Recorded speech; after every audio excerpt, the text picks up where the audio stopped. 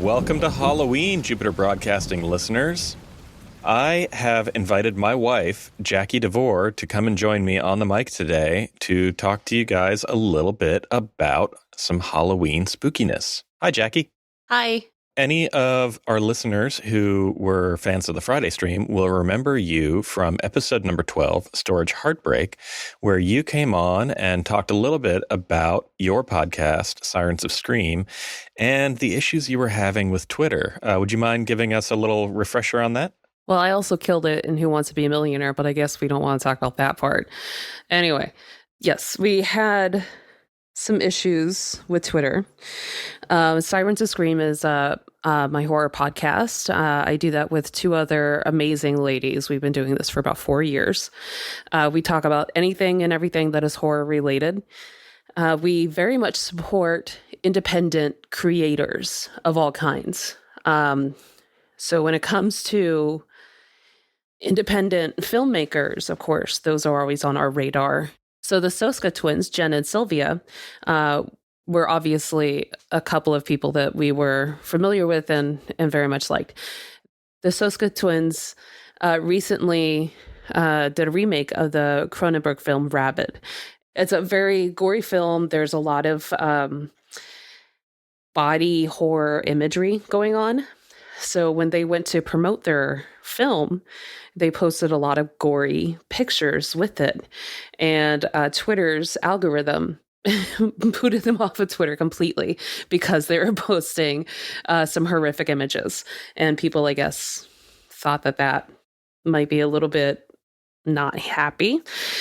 So in cases like that, one report can get you completely booted off of something like Twitter or Facebook.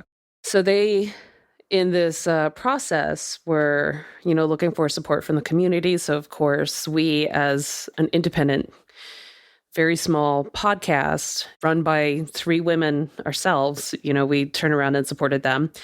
And somehow that got us banned from Twitter almost immediately,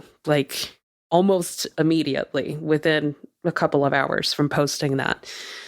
It ended up kind of good for us in the long run, though, because it put us in contact with the Soska sisters themselves, and we had them on our show for an interview. They were a lot of fun. They have an encyclopedic knowledge of horror, so it was really great to have them on their show and talk with them there. So in the process of all this bizarre having to go back and forth with Twitter over our account, over showing some support here, we had one of the better interviews that we've ever had on the show. It kind of worked out well for us in the long run, I guess. But you guys never did get back that old Twitter address, and you're using the new one now, right? Actually, we did. We did end up getting it back.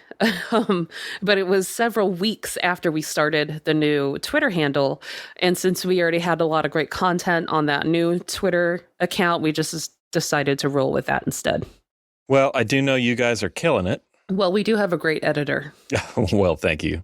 Yeah, full disclosure, I do edit your podcast as well. So I do appreciate the kind words. Anyways, the reason I wanted to call you in here today is it is Halloween. Is it? Yeah, right? Who knew? I thought that our listeners might appreciate hearing a little bit about how we met, since we've been doing the Halloween thing since forever, and maybe give out some recommendations for some cool stuff to do on Halloween. It is very true that in our personal lives here, when people think of Halloween, they often think of us, and they tell us about it a lot. And that's not just a coincidence. We go hard when it comes to Halloween. Yeah, we decorate the entire house, inside and out. Although, to be fair, the inside doesn't need a whole lot of touching up because we tend to leave a lot of that stuff up year round. It's kind of our aesthetic. We live this spooky life. Yeah. But years ago, even before we first met, we were both working on a zombie walk in Asheville, North Carolina. It was such a strange way that happened for me, because this was back in the days of MySpace. with your top 8 friends. I happened to be friends with this fellow, Dan, and he was planning this zombie thing around Asheville, and it was pretty much just him pulling this weird thing together. And I messaged him out of nowhere. I'm like, hey, do you need some help? Like, I did some crappy little graphics here and there at the time when I was just learning how to do Photoshop. So I helped him, set up some graphics, spread some info around town kind of stuff. And from there, I started helping Dan do it every year. And then he and I ran the show together for quite some time. But little did I know, Drew was also working on the zombie walk. We just hadn't had the occasion to run into each other yet. I was kind of the technical director, and you were one of the lead organizers. And I would come in and essentially do all of the audio and video for various activities that we had. Like several years we had bands playing, so I would be running the sound, that sort of thing. It wasn't until a couple years into it that I started doing more of the organization and being more involved as things were getting more technically demanding. And it was more than just a walk from point A to point B.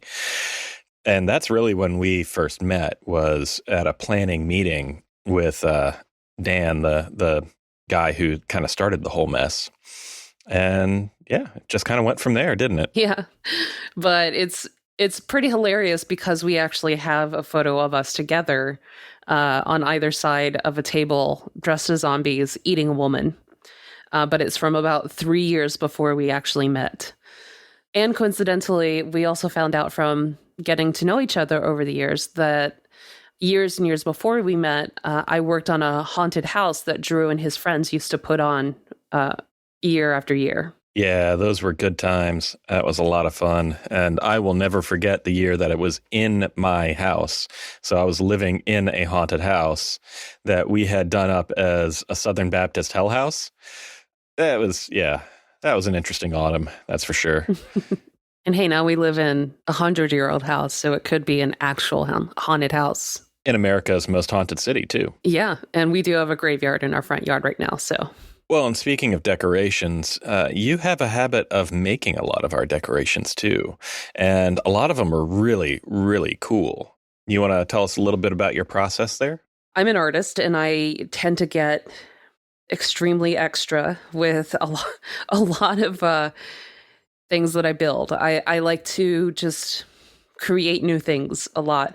And Halloween being one of the biggest things that inspires me, or, spooky things in general, I tend to go hard when it comes to Halloween crafts. One year, I decided we needed a Gothic window on the outside of our house.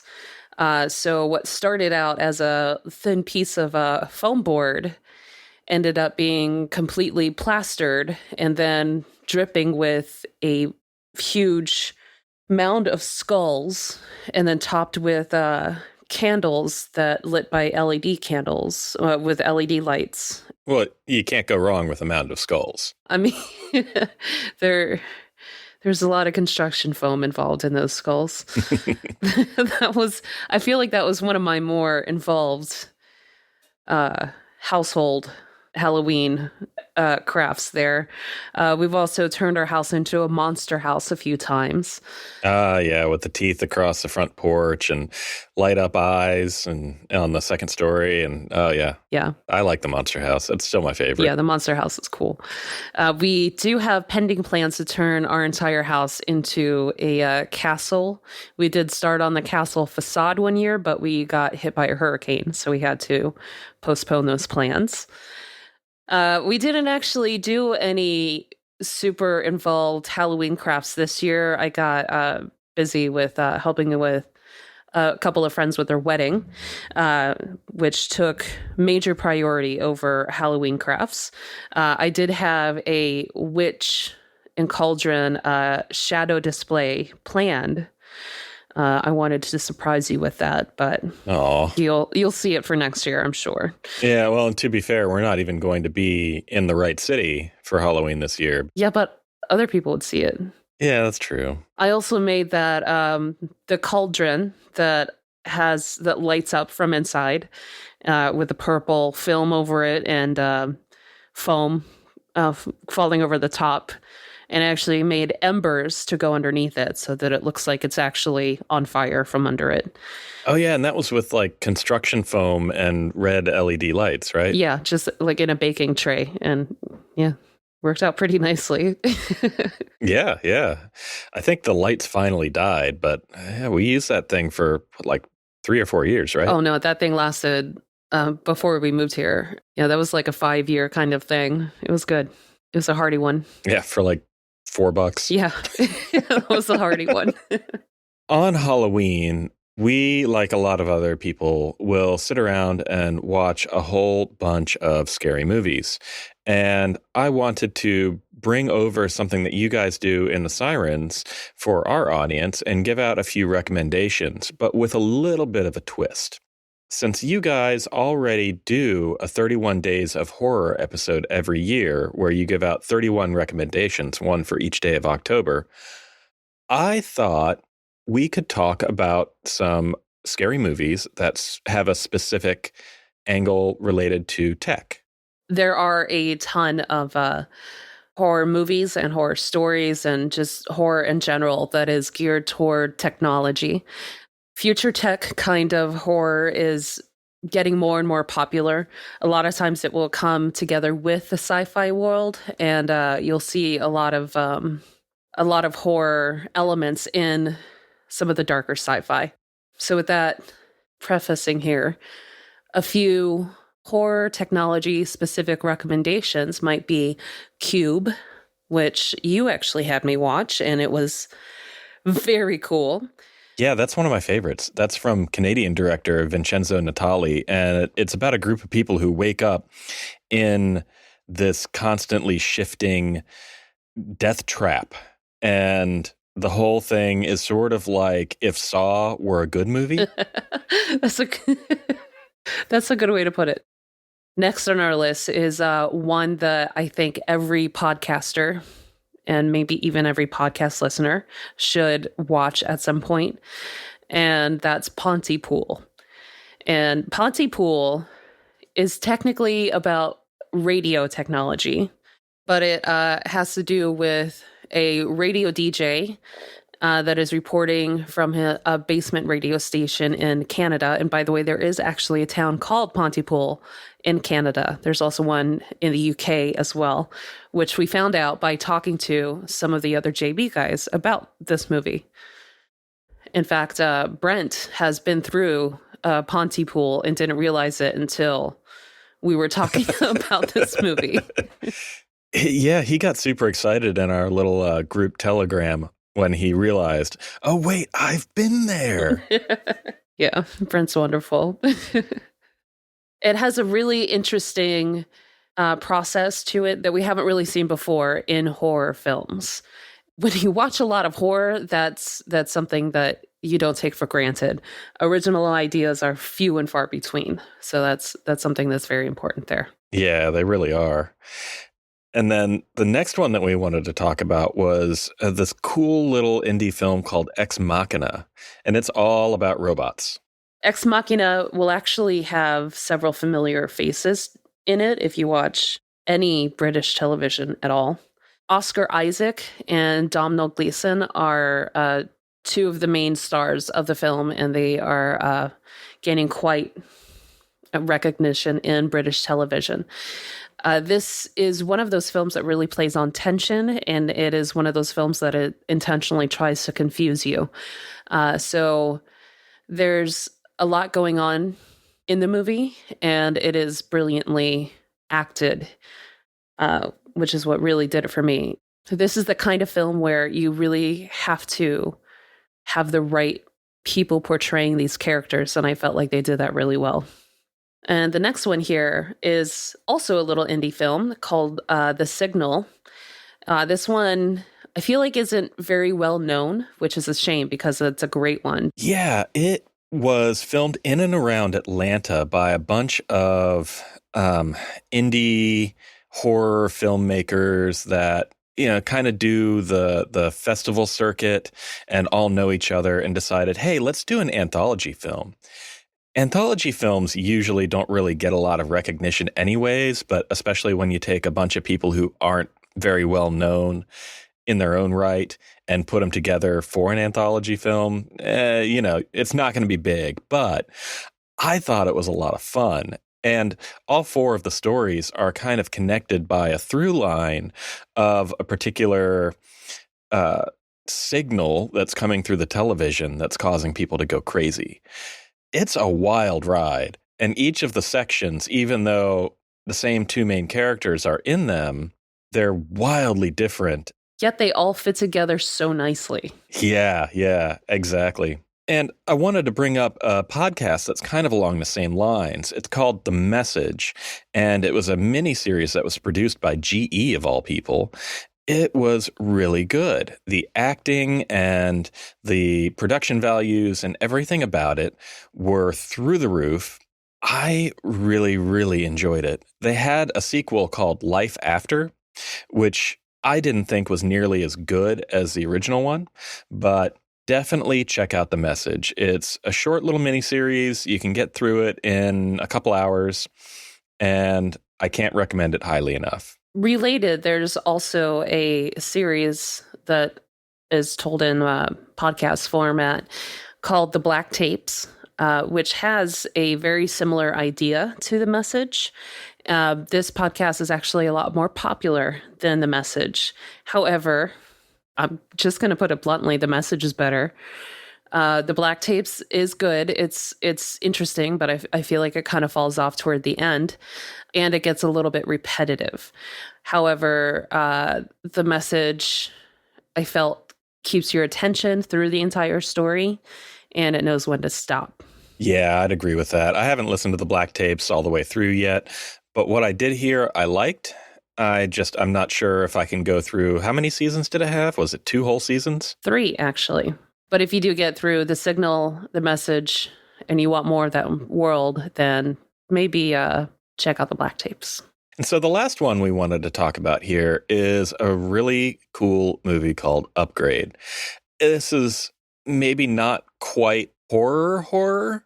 It's an action movie, and it's about a guy who gets an upgraded body, essentially. He goes on a tale of revenge. I don't really want to say more about it beyond that, except for if you're squeamish about gore. This isn't the one for you. Don't do this one. Yeah, just go ahead and steer clear. This isn't your story. Just move on. Yeah. But if you're a fan of, action films like maybe John Wick or, anything like that, maybe the Taken series, and you want something that's a little grittier, a little more sci-fi, give this one a shot. It was not a huge movie. It is well worth your time.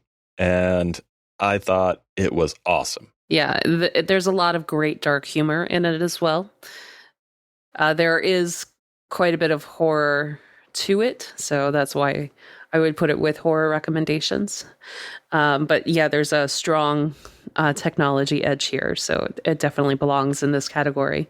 Yeah. We do actually have a couple other things to talk about here. One of them is Black Mirror, which is not a movie, it's a show. But it is basically what if technology was trying to kill you, the show. Yeah, I'm sure every listener of Jupiter Broadcasting has at least heard of Black Mirror. But if you haven't checked it out, now is the perfect time. It's on Netflix. You can go through the whole thing. It was a Netflix BBC collaboration. There's even one season that is just a choose your own adventure season, and it's ridiculously fun. It's a really great show, and it's super popular for a reason. So if you haven't done so already, definitely check out Black Mirror. And the final thing that I want to mention in this recommendations list here is the podcast Ghosts in the Burbs. The entire series is about a woman who interviews her haunted neighbors in her very well-to-do town, which is in the suburbs of Boston. But one specific episode, number 45, The Singularity, is about technology kind of stalking this woman. And Liz, the author of these stories, she writes very well, and she's very fun to listen to. So that particular episode is a lot of fun to listen to. However, if you're just a fan of ghost stories, I would recommend starting from the beginning. Yeah, I love this podcast so much. And she's on a break right now, but I know you have a bit of a personal relationship with Liz Sauer, don't you? Yes. Liz actually came on the Sirens a long time ago. In fact, I think her episode is still our highest rated episode, which is hilarious. But Liz and I became friends, and I designed her T-shirts and mugs for her. I did a few different designs for her podcast there. She and I just have a lot of spooky interests in common. So we just kind of became buds there, and I've been helping her with some designs here and there. And Drew, you actually edited, was it her book for her? I did the mastering for her audiobook, Claire, to get that up on Audible. She's a fantastically fun person, and her stories are absolutely wonderful. And if you're a fan of horror, you should definitely check out Sirens of Scream, Jackie's podcast with Sierra Halk and Melissa Megan co-hosting. It is a really cool podcast with lots of girl power. Whoa. This ain't the 90s. We don't say girl power anymore. We are women. Come on. Oh, well, fair enough. Okay. Yeah, sorry. I guess I do still say things like rad, so maybe I'm a little old school. And we did also recently put out the 31 Days of Horror.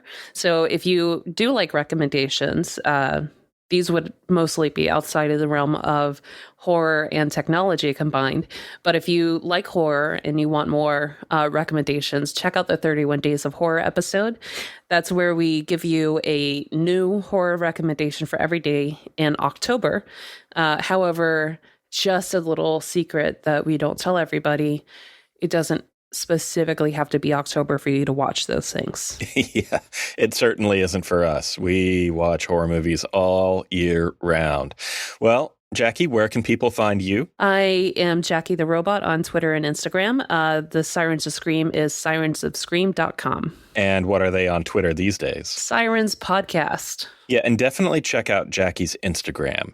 She posts all kinds of her weird artwork and horror-related things, and also lots and lots and lots of pictures of our bunnies. Yay. So you get the sweet with the horror as well. And I'm on Twitter as well. I'm at Drew of Doom. And Jackie, thank you so much for joining me. And let's wish everybody a happy Halloween. Happy Halloween. Happy Halloween. You guys stay safe, stay spooky, and have a good October 31st. We'll see you in November.